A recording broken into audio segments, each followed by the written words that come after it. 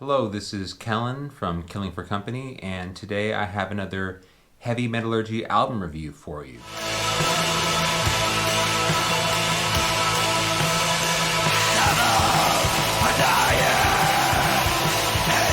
We're going to be talking about the newest record from Departure Chandelier, entitled Satan, Soldier of Fortune.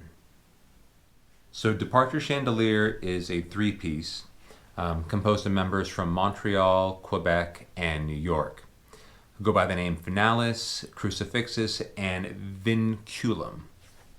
So the band has an interesting chronology in terms of their releases.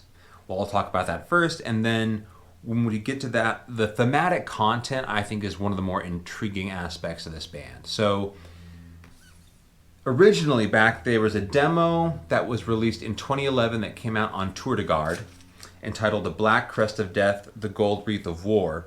The cassette was released on Tour de Garde. This is a vinyl repress that came out on Nuclear War Now. But it turns out that the project had this recorded, Antichrist Rise to Power.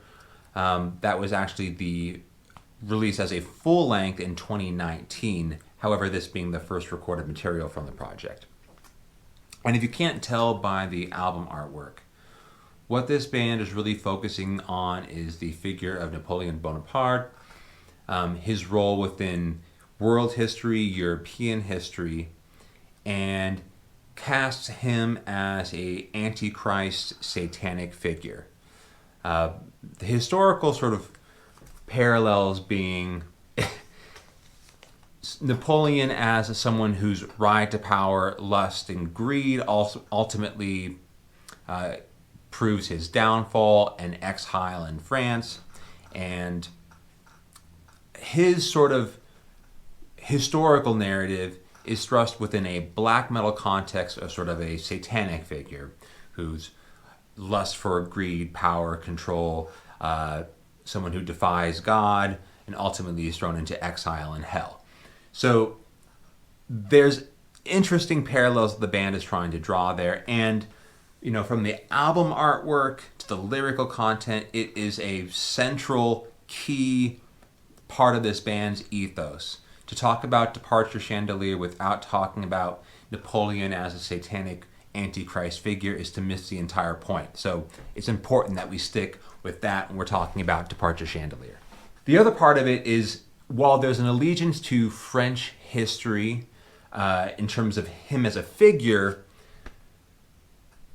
what's also key is to understand that this band has an allegiance to French black metal. So the early 90s mutilation, Vlad Tepes era of black metal, if you're into that raw, occult, grim, incredibly harsh lo-fi kind of black metal that was emerging out of France at the time, this project channels both parts of French history. So there is the sonic sort of landscape that they are pulling from, and also a historical narrative with a key central figure within French history.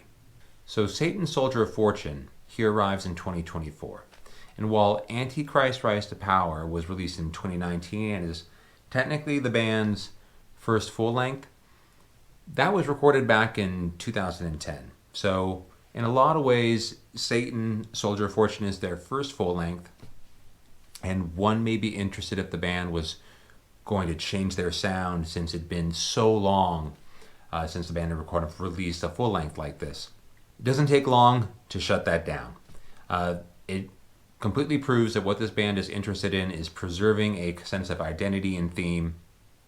And after we get past the sort of heavily synth-driven intro we arrive at by way of Torchlight, all the key features for what is the sort of sonic template for Departure Chandelier are on display. You have lo-fi, aggressive, coarse guitar work, aggressive, wretched vocals, and heavily melodic, brooding synths moving through the background the entire time.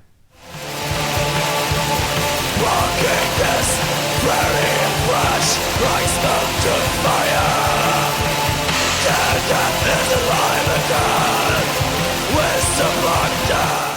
So by way of Torchlight may have put everyone's fears to rest, the second track, Hard as a Coffin Nail, dials up the aggression a little bit. This song actually pulls a little bit back on the synth and melodic elements that had previously been established and the band is known for. It's much more stripped down, and I would say guitar structure has almost as much in common with black metal as it does with punk. Just a lot of forceful, simplistic power chords, and a refrain throughout the chorus, hard as a coffin nail, as the title would let you know is coming. It's actually one of the more immediate and memorable records or songs on this record, and was the first one that really grabbed a hold of me during this listen. Now that being said, if you are looking for more melodic and synth-driven songs, I'm going to point you towards Hail Dark Forces, and there's an additional interlude that comes on track number 5, Grave Robbers Profit Off the Fallen of Both Sides, and the outro, Dragged via musket straps and set upon bavonic fires. So this record actually has a whole lot of synth and melodic components going on. So if you're in here for that kind of French melodic synth-driven stuff, you're not going to be disappointed. Don't worry. It's just that Hard as a Coffin Nail definitely stood out in its aggression, in its simplicity, in its primitivism. That was one of the more immediate tracks here. And while maybe not my favorite on this, anyone who's spinning Satan Soldier of Fortune for the first time is going to immediately recognize that chorus.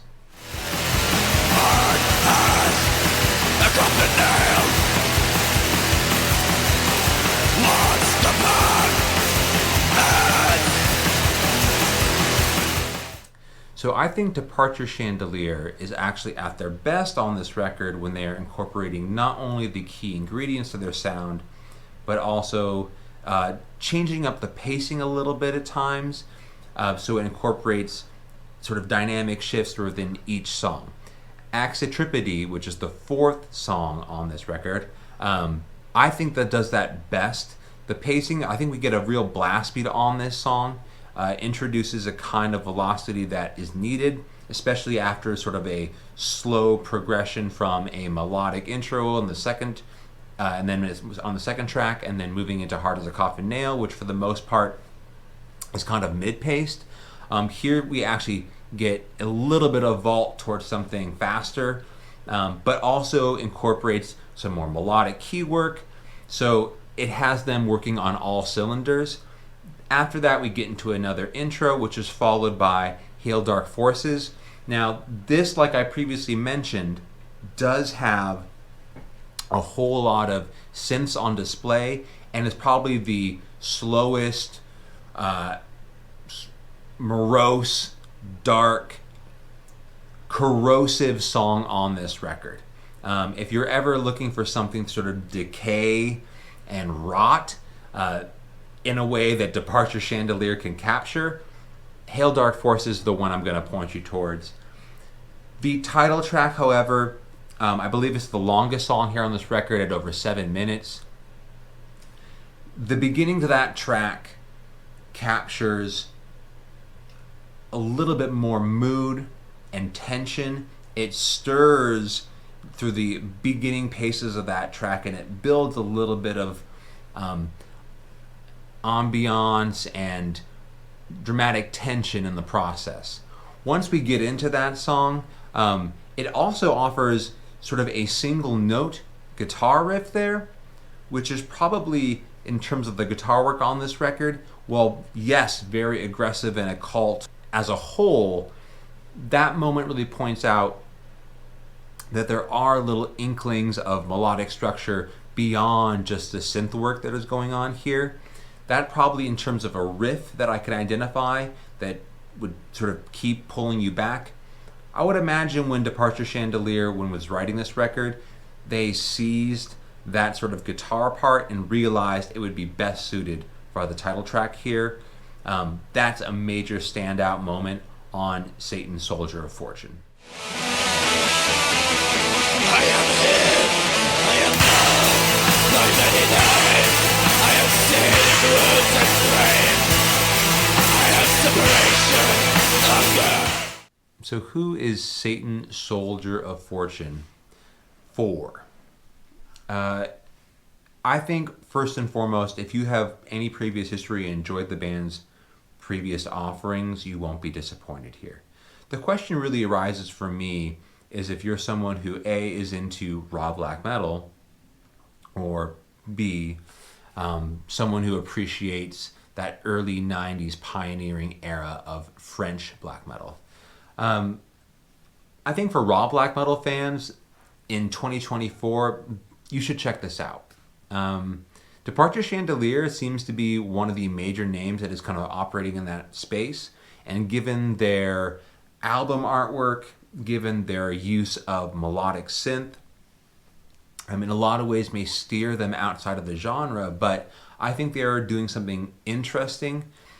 Still within that space, this record was recorded on the same 4-track that the Antichrist Rise to Power back in 2010 was also recorded on. So there is a commitment to raw black metal in terms of a sound that should in 2024 appeal to fans of that specific subgenre. The question though as to whether fans of Mutilation or Vlad Tepes are going to want to pick this up, I think this still does sound like a raw black metal recorded in today's world.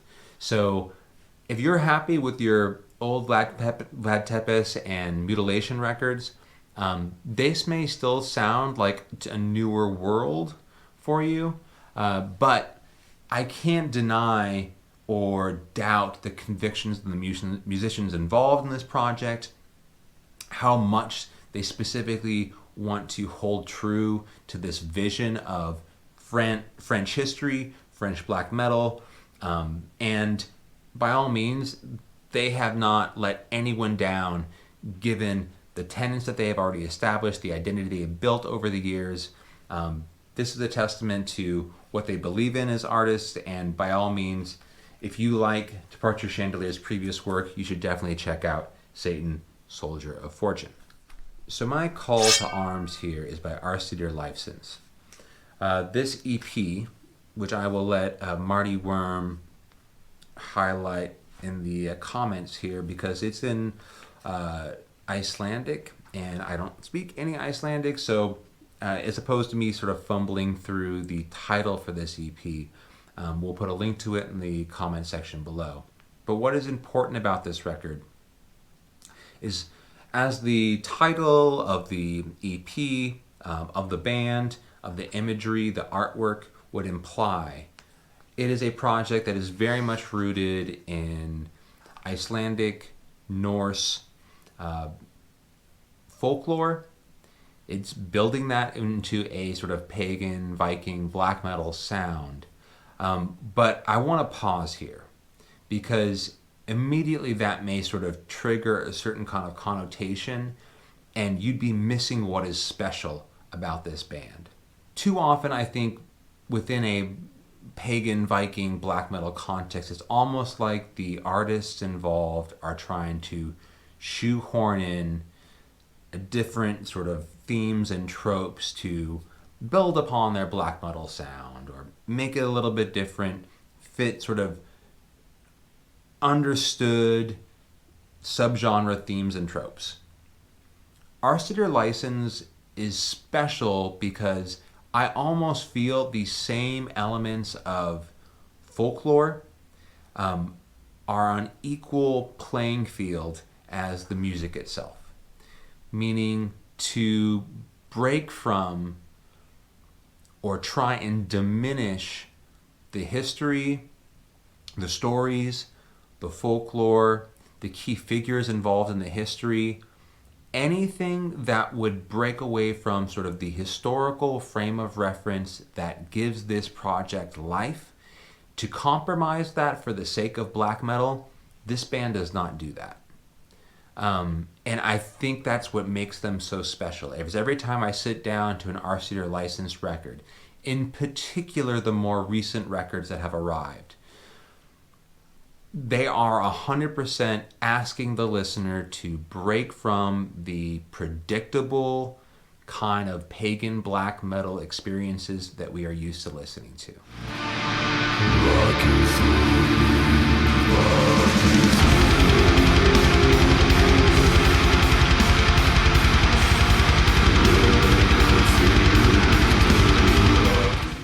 That can often be a challenge, and it may sound pretentious for a band to ask something of the listener, but the return for me is a unique experience from a band that is not taking their art lightly, that completely believes in the kind of folklore in terms of its importance and cultural impact, that wants to preserve that history in a way that, in a lot of ways, bands tend to pay lip service to, but never really execute on record.